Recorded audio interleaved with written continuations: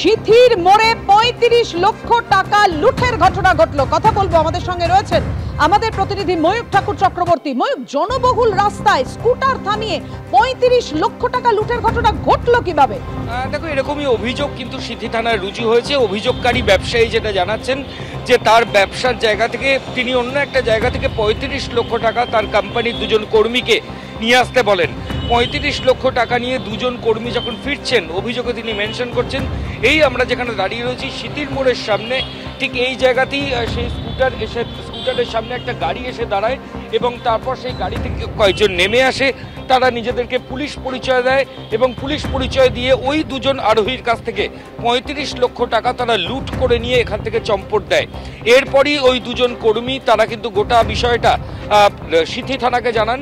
সিথি থানার পুলিশ আধিকারিকরা তদন্ত শুরু করেন। গোটা ঘটনায় পুলিশ আধিকারিকরা প্রথম থেকেই ইনসাইডার্স ইনভলভমেন্ট অর্থাৎ কোম্পানির ভেতরের লোক জড়িত রয়েছে এমনটাই তারা মনে করছিলেন, কারণ ওই দুই কর্মীর কাছে ৩৫ লক্ষ টাকা রয়েছে। সেটা বাইরের দুষ্কৃতীরা জানবেন কি করে, এটা তদন্তকারী আধিকারিকদের প্রশ্ন ছিল।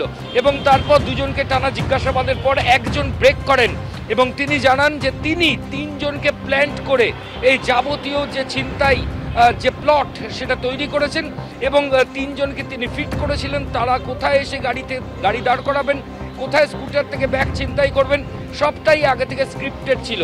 এরপর গতকাল রাতে পুলিশ আধিকারিকরা হুগলি জেলার বিভিন্ন জায়গায় তল্লাশি অভিযান চালান, কিন্তু যে তিনজন ছিনতাইয়ে অংশ নিয়েছিলেন এবং ৩৫ লক্ষ টাকার পুলিশ পরিচয় দিয়ে লুট করে নিয়ে গেছেন সেই টাকা এখনো পর্যন্ত রিকভারি হয়নি এবং বাকি অভিযুক্তদের পুলিশ আধিকারিকরা এখনো গ্রেফতার করতে পারেনি।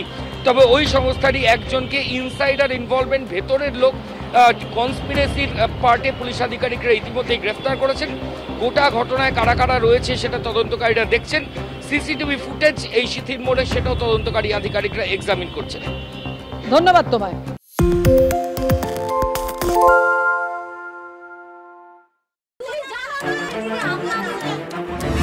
বাংলা চেঁচামেচি চায় না, বাংলা খবর চাই।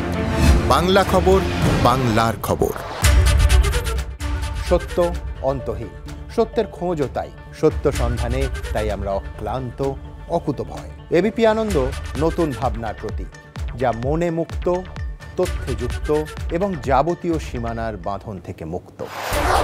সীমা না শব্দটির মধ্যে লুকিয়ে আছে মানা শব্দটি, যেন চোখ রাঙানি এক অদৃশ্য বেড়াজাল যা আটকে রাখে আমাদের এক ছোট্ট গণ্ডির মধ্যে। একমাত্র সঠিক খবরই গড়ে তুলবে এক মুক্ত সমাজ।